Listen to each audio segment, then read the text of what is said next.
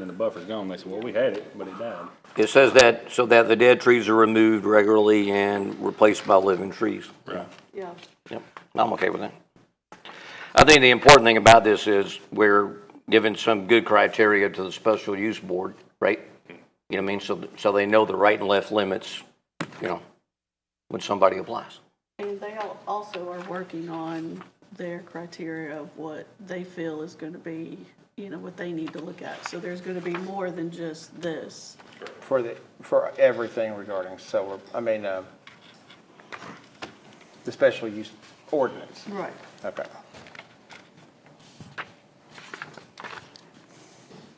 So if the, I appreciate the fact that, you know, we addressed here about single family or single farms versus the corporate kind.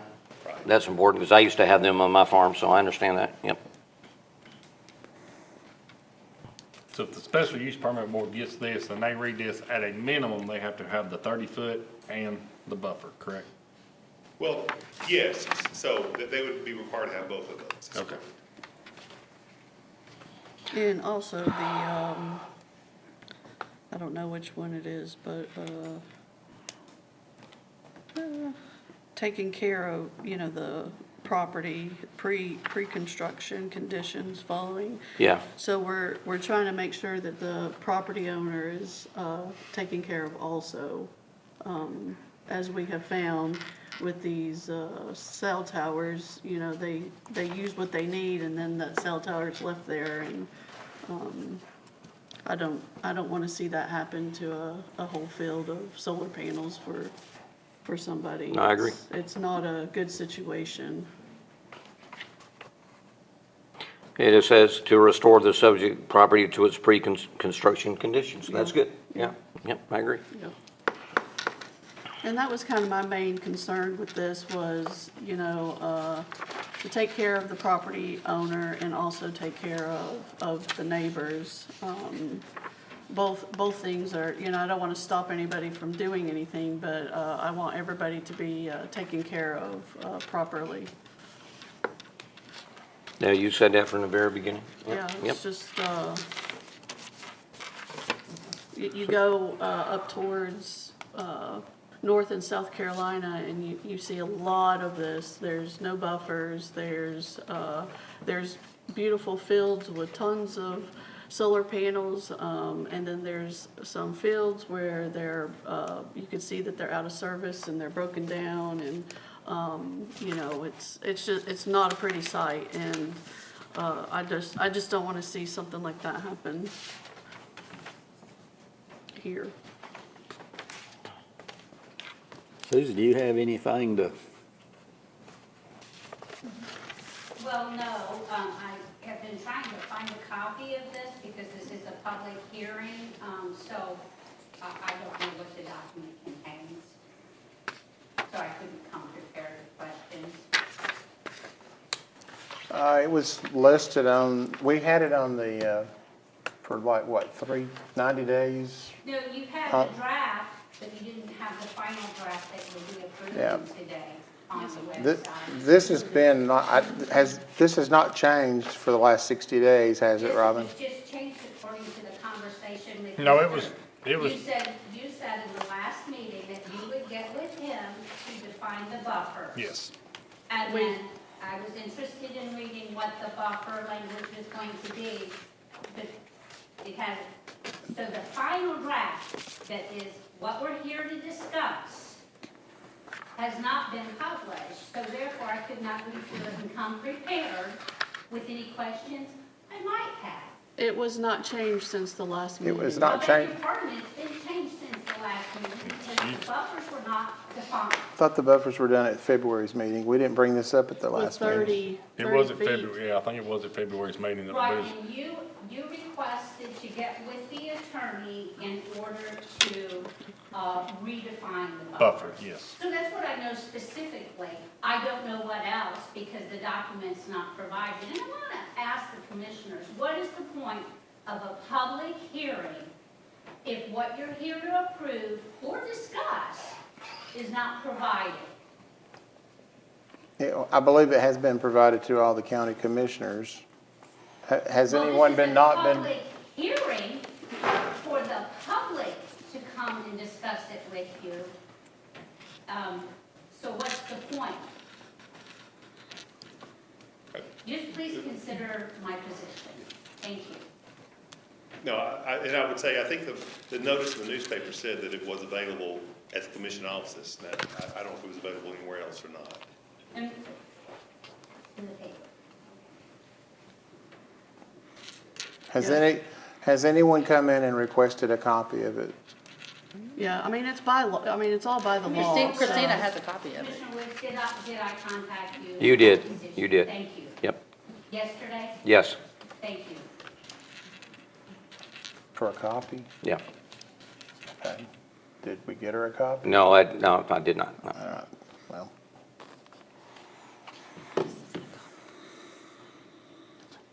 Oh, I know the, So I have no news, because I can't see what your final draft is. But the thing about it is, you know, the 30-foot, we discussed that, we talked about the, Yeah, everything. yeah, everything that's on here has been discussed, right? There's no doubt. So the part that I added in on buffer is an evergreen with a minimum of 12 feet tall, spacing on an 8 foot by 8 foot, two runs on an 8 foot by 8 foot spacing. It can be like a leyland cypress or something of that nature with limbs all the way to the ground. And if they die, they need to be replaced. That's the section on buffer. Does the new ordinance contain any kind of language pertaining to if you don't, pertain to the guidelines of the ordinances, the consequences will be? Well, that should go with the special use board of what they're gonna go into. The board does not write the ordinance. Didn't say to write the ordinance. No, the special use permit ordinance, not this amendment itself, it doesn't change it. There's enforcement provisions in the existing ordinance. So I think it's Okay, enforceable just show in me the- that in the ordinance, I'd love to read it, thank you.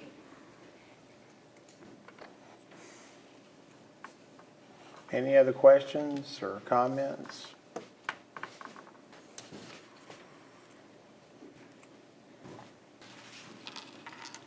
Anything else from the commissioners? I'm very happy with it, so.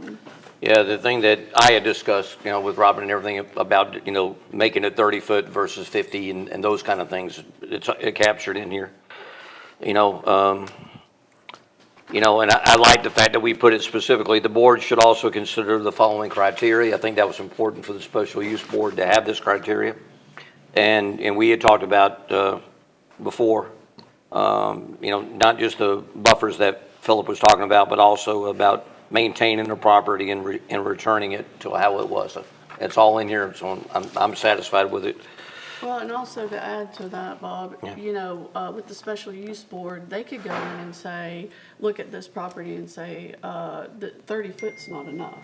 It's not limiting 30 foot still. It depends on the situation and what they come up with. And hopefully they'll have all those things pretty soon to look at. So it's not, every property is gonna be, different.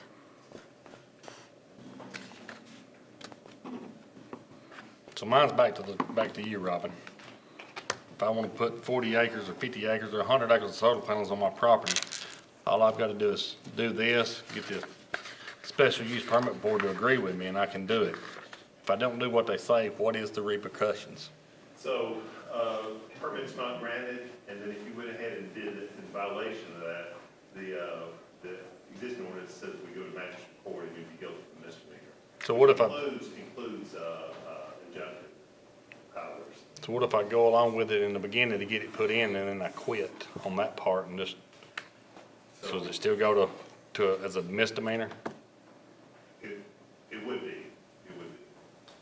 So, to be sure, clear, so you agree to do all these things, or you do all these things, and then you don't do them, is that correct? Yeah, if I agree to do them all and I put them in, then they start dying, and I just let them go to the wayside and let it start growing up, who's gonna police that? Well, it would Who have to comes have- and tells me that I'm not abiding by this ordinance, and then, So the special use permit board, I mean, they can issue a permit with conditions on that, like if you do the A, B, C, D. And so the person actually policing that would be our code enforcement officer. We wouldn't expect the permit board to go out and, and do that. Okay, so, and I'm just playing the devil's advocate here. Sure. Stacy comes out and I'm not in compliance. Just a misdemeanor? So it's a misdemeanor to go to Dade County Magistrate Court. Yeah. So it'd be that. Plus, there is a provision there that discusses injunctive relief. And if we have to seek an injunction, that would be a superior court. But typical enforcement of ordinances are in Dade County Magistrate Court. Can I ask you a question on that? Sure. So, one, thank you. I Will realize you come up here? Oh, yeah. For those in the microphone. One, I'd like to say thank you. I realize some number of months back, I poked the hornet's nest and probably started the process here. So, I appreciate the efforts in addressing, this for the landowners who are getting protection from the corporations. We are seeing a trend nationwide that, not having my USDA hat on, but if you just read the information from the administration out there, the USDA has removed any sort of federal subsidies or federal assistance or renewable energy credits from solar power generation. Where they were incentivizing it, they're now disincentivizing it because we're losing American farmland and food and fiber producing land at a rate that is alarming. And we're losing it to energy production in the same way that our corn farmers are being pinched now by the fact that we started generating ethanol instead of producing food. We're seeing our arable, tillable land being converted into energy consumption, and the USDA is putting a stop to it now. At the same time, our governor has gone ahead and put measures in place to incentivize the conservation of agricultural lands through easement payment programs in the state of Georgia, because the governor said we are losing agricultural land at an alarming rate. We're losing it to industry, we're losing it to housing, and we're not going to be able to feed our people. So, that being said, I appreciate that the board took the time, energy, and effort to go ahead and put some guardrails on what this looks like. Because protecting our landowners and making sure land, when these corporations do go belly up, they get their renewable energy credits and then bankrupt themselves to make profits for their other wholly owned subsidiaries, that they're making money on their bankruptcy, and making sure that our landowners are made whole in the process is important. So that's a big thank you to the board for addressing that. As a neighboring landowner of a potential development, I appreciate the minimum 30-foot buffer, because I hear from landowners who are upset that somebody's building a house 3 feet from their property line. That's a house next to a residential situation. They're going, that's concerning. I heard about it just this week. People building right next to the property line. And so when it's a different land use than what has historically been there, it's nice to know that there's going to be some guardrails in place to protect the property owner next door, who has spent a lot of money to either care for their family farm or tend to their own home, to know that they're going to have some protections from the hog farm going in right next door or the industrial development going in next door. So, all said, I know it took a lot of work. I appreciate everything the board has done. Robin, because I do not understand all aspects of the law, question for you in regards to misdemeanors.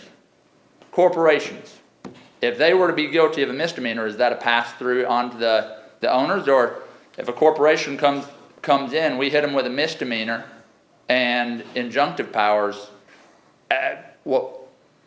if they decide to bankrupt and walk away, because if they've harvested their renewable energy credits from whatever energy company that's already out there, it very well may be that they've made their profit, they're a wholly owned subsidiary of another corporation, a different wholly owned subsidiary makes a profit, they bankrupt in order to balance their ledger, and they made money on a bankruptcy.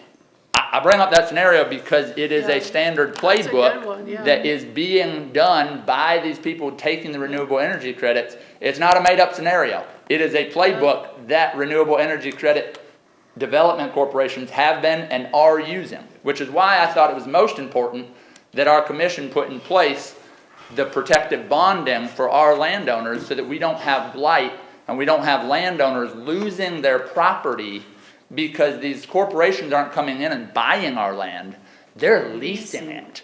And they're leasing it for a duration of time that they're in business. As soon as they go bankrupt, they no longer exist. Who's that landowner going to go after? So the bonding is the most important part of this to me. Protecting our Dade County landowners is the most important part of this, and I thank you for putting that bonding aspect in there. But back to you, Robin, what's our recourse? You mean other than the bonding provisions? Other than the bonding provisions, what's the recourse if they're coming in there and not, if it's a corporation and not an individual? Right. What does a misdemeanor look like to a corporation? So the corporation is treated as a person under the law, and so it would be up to 12 months in jail and or a fine of up to $1,000 per, and they can do that however they want, each day being a violation, separate violation, that sort of thing. But the corporation is treated as an individual under the law. So we're not going to imprison a corporation because it's an entity. Does that then pass on to the shareholders or the board members? Would not pass on to the shareholders. It could board members, depending upon the situation, whether the corporate, it's called piercing the corporate veil. And so it could be well to pass on to them. I mean, similarly to like what I've talked to you about of why I have corporations, it's for the corporate veil. I fully understand that, but I'm asking the question because we have corporations that, the state of New York has continued to push the solar folks out. Well, they're looking at our 6 hour multiplier factor for solar down here and going, it's only 4.5 in New York. We get an extra 1.5 if we move to Georgia, and the land's cheaper than New York. So if we have out-of-state corporations who are coming here, we're going to slap with a misdemeanor and we can't pierce the corporate veil, then that gets back to Susie's question of what's the fee structure and what's the penal setup. If it's just a misdemeanor, gosh, as a corporation, if I know that there's good case law where I'm not piercing the corporate veil, Right. then I'm going to go ahead and build it and say, hey, I'm going to sit here in my other state, I'm going to make money off of you, I'm going to abuse your people, and yeah, sure, I've got that bond in place, but my renewable energy credits paid for it, and I balanced my books. Yeah. So I'm playing devil's advocate, but I'm playing it from the standpoint of an existing case-by-case situations of where corporations have done this. This isn't a scenario Stephen made up in the middle of the night. This has happened, it's happened again, it's happened again. And if we want to be their next victim, then we can just soldier on. But with a misdemeanor and not being able to pierce the corporate veil, we need a fee structure that penalizes the corporation in a meaningful way that ensures protection of our Dade County assets, our land resources and beauty, and protects our people. And so I realize I'm wordy. I realize I've gotten up here but my main, I know it all come about because I'm the next door neighbor and own 3 sides of the solar potential development that's been talked about. Hasn't pulled a permit yet, but I own 3 sides of it. My property, according to national studies, my property value will drop by 18 to 25% as soon as they come in and put it in. So I'm going to lose money immediately if my land is a commodity. Not only that, I'll have a change in my ecosystem, and the study from the state of Georgia says the wildlife will change, and my crops, my water, all of that will change. Mm-hmm. All of that's documented. But aside from Stephen losing 25% of his net value, 18% of my net value, that there is a bigger picture here of protecting our overall community based on these case studies. And so the one thing I would say is, to Susie's comment, the Special Use Permit Board is the doorway. They are the permitter. The process of having code enforcement is to ensure compliance and then take it to the courts. But the ordinance has the ability to set a fee structure, I would assume. Or we could set a fee structure associated with first infraction, second infraction, et cetera, writ large. It's up to But I- $1,000 per violation. The county can't create or establish felonies. And so if that's the desired discussion, we can't do Sure, that. sure. Our penalties are misdemeanor. Has to be a misdemeanor, yeah, no, I get that. But, those are nuances, those are little bits, but it plays to Susie's question, it plays to Philip's question, it plays to the corporate veil, because we're not dealing with individuals coming in and building multi-million-dollar industrial solar complexes. And I would applaud them getting with Evan. I think we've got great land and great warehouses and great impervious surfaces that we can put these sort of developments on. Yeah, I agree with that. I would argue I probably have more solar on my property, on my roofs, on my barns. You know, I can run my entire property. My irrigation is run. Everything on my property can run off of solar. My farm can be off grid today. You know, I am not against solar. I am for Dade County land use. I am for Dade County citizens. I'm for making sure that we protect our local interests. So, thanks for bearing with me. Yeah, yeah, and just to add to that, I just read, a couple days ago that by the end of the summer, the population of Chattanooga is increasing dramatically.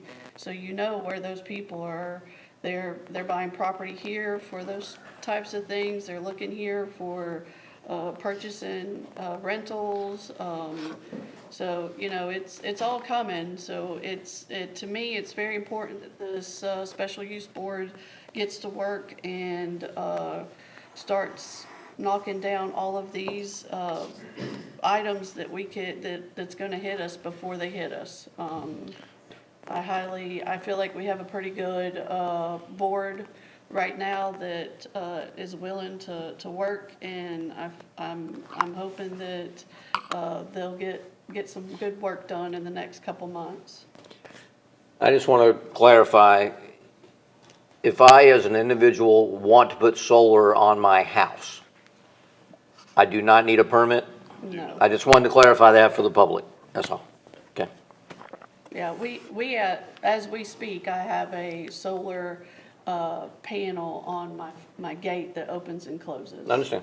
Yeah. So, and I've got solar in my field that, turns on, electric fences. So, Yeah, I just wanted to clarify that because we were talking about getting Yeah. permits and that type of thing. yes, sir. Come up here, please. Stacy, come up to the mic there.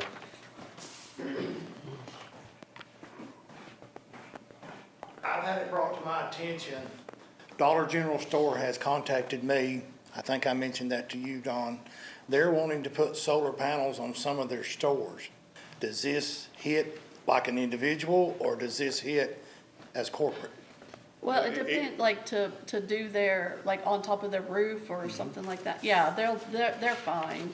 It's not actually, taking up space underneath the. Okay, but it's the, still I corporate. think the intent, I believe, the intent is to resell the power to a utility. That's correct. Oh, well, Okay. then that would be commercial, so it would go under special use Okay, board. but you see my point, though. They Well, are but commercial. you didn't Are they say going to that. use it just If for they their, can use it for their own. I mean, they're going to use it for their own As an building? individual, Their own would use building, it. their own business, their Yeah. own. Yeah. Yeah. I think I mean, they're I was okay. thinking like parking lot lights or something, you know.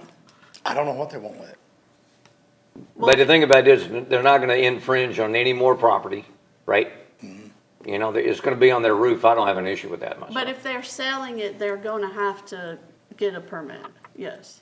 Well, real quick, I think there's a difference between industrial scale utility generation Yes. and net metering. Yes, So net metering is an individual power meter associated with a business or a home that is primarily used for, the primary interest and purpose is for the home, right, with excess being allowed to flow at a reduced cost into the general power. Yes. But the primary interest and purpose of the installation being the residence or the business is different than the primary interest being utility sales. right, yes. So that may be a clarification worth noting, but I think the primary driver is to Don's point, like, if it's for their use, then net metering is a normal Yeah, thing. yeah. I want to tell you that I agree with you on some things, but I don't agree with you on everything you said. The farmer can't survive when fertilizer $800 a ton, a tractor's $150,000, and a planter's another $50,000. The American farmer was too good for their own good, and they overproduced or produced abundantly. And out of that came the ethanol and stuff, so the farmer could make it. And America was happy with their belly full and their tank full.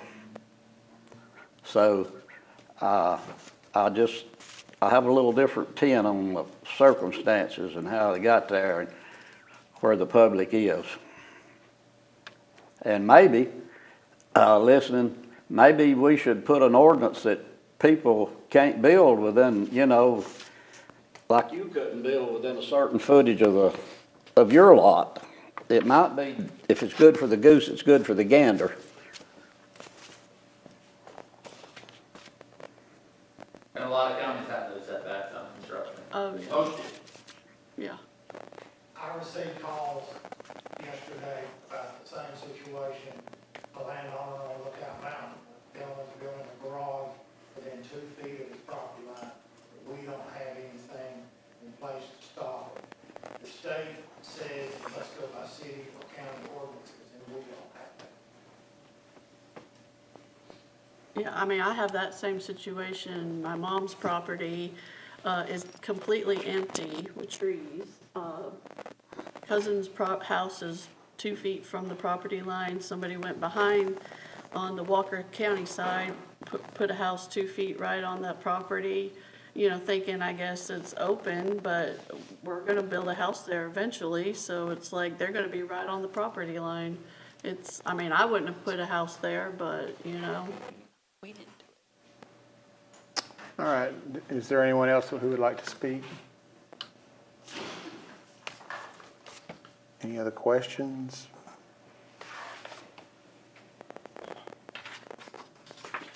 I'm hung up on putting the solar panels on top of, we are saying we interpret it this way, but it specifies single-family property or farm solar power. That's it. It does not say anything about a corporation or a business, so that business, no matter what they're gonna do to it, will fall under a special use permit board. It's not what we think it says, it is what it says. Is that not how the law works, Robin? Let's see. where are you at? It says for the purpose of this section, a single-family property or a farm solar power. It does Right. not say nothing about Dollar General. That is a business, that is a corporation, that is not either one of them. So But that corporation would have to apply for a special, no matter what they're gonna do with the power, they're gonna have to apply for a special use permit. I wouldn't have a problem with that. I don't have a problem with that I think they either. should come forth and say, hey, we're adding I'm just solar. saying it a while ago, so we don't have a problem with it, but No, I think we the special- interpreted this away. It's not about what we interpret, it's what's written. No, I think that's a valid point. I would say, Stace, that they need to come up and get a permit, right? Yeah. And they can explain to the board at the time, we're just doing this to the lights in our parking lot or our own whatever, That was my point. A corporation is a corporation. Yep. Yeah, I don't see no problem. I'm happy about that because then that just gives everybody awareness of what's going on and what's being done. So, the special use board could handle that fairly easy, I would say. But Robin, So I would just point out, it says this ordinance shall not apply to solar-powered energy generation systems designed and installed in the scale and with intent of servicing only a single farm, property or farm, semicolon, integrated solar energy systems, semicolon, or rooftop solar energy systems. And if you look over how integrated solar energy systems defined, it says they may be incorporated in other things such as a building facade, skylight, shingles, canopy light, or parking meter. Rooftop solar energy systems means a solar energy system that is structurally mounted to the roof of a house, building, or other structure and does not extend beyond the highest point of a roof line. So, I mean, we could change it if you want, but I really do think that that, the way it's defined, they would be, the Dollar General instance would be fine, I Yeah. would think. On a Dollar General or a standard business, usually the rooftop's flat. So if that's not, going above the rooftop's not going to apply. Yeah. But that still falls under the exception, right? The exemption. Yeah. Okay. But I think it's also good just to show that we're not being influenced by, by large purchases, large businesses, et cetera, so they can come in here, right? They can apply. Now, let me just ask you this for the sequence. What if I was a regional manager for Dollar General, right? Right. And I wanted to come in here and say, I'm making this number up, for the 12 Dollar Generals within Dade County, Close. right? That might not be much of an exaggeration, There's right? 9. Okay, it might not be much of it. We got 3 right around here, right? But anyway, getting to the point, can a guy like that, or representing Dade County's Dollar Generals, can he come in as long as the permit says where we'd like to place solar panels on the roofs of the 12 Dade County stores and one permit could apply? Versus a manager of every one having to come in and apply? That's what I'm asking. Well, if that would only work if, because I don't know how Dollar Generals are done at all, so I'm just saying. But sometimes they're like, you could buy a franchise, and there's a Yeah. certain person there, but if there's a general manager that manages all 12, then I would say all 12 would fall under that. Yeah, I mean, he would just have to come in and state that's the Right, intent. yeah. Okay, all right. But if there's like, I got it. Joe over here owns 3 of them, well, Joe's gonna have to come, and then Bob will have to come over here and get the other 3, I got it. Without that.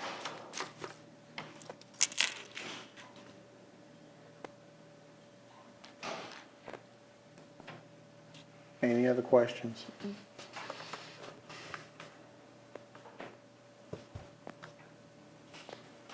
All right. The public hearing then shall come to an end and a close, and we will now call the special call meeting to order for the purpose, single purpose of considering for adoption ordinance number 04-02-26, the 16th day of April at 2 p.m., but now it's 2:09 p.m. Again, this is a limited agenda with the only thing available for discussion is this particular ordinance. Do I have a motion to approve the ordinance number 04-02-26? I will make a motion to approve. All right, do I have a second? I'll second it. All right, any further discussion?